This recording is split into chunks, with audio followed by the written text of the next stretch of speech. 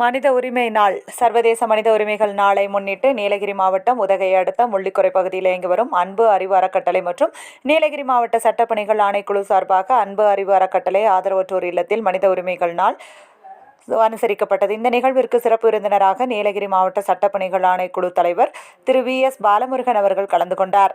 மற்றும் உதகை நகராட்சி ஆணையாளர் திரு ஸ்டாலின் பாபு, உதகை நகராட்சி மேலாளர் ஆகியோர் கலந்து கொண்டனர்.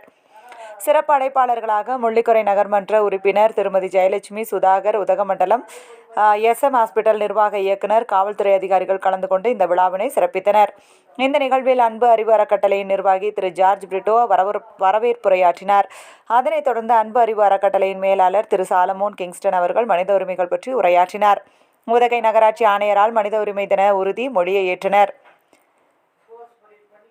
மேலும் மாவட்ட சட்டப்பணிகள் ஆணைக்குழு தலைவர் திரு VS பாலமுருகன் அவர்கள் மனித உரிமைகள் பற்றி உரையாற்றினார். இல்லத்தின் சார்பில் திரு நாகராஜ் என்பவரால் மனித உரிமை பற்றி கவிதை வாசிக்கப்பட்டது. SM மருத்துவமனையின் நிர்வாக இயக்குனர் நன்றியுரையாற்றினார். மேலும் அன்பு அறிவு அறக்கட்டளையின் சார்பாக மனுக்கள் வழங்கப்பட்டன.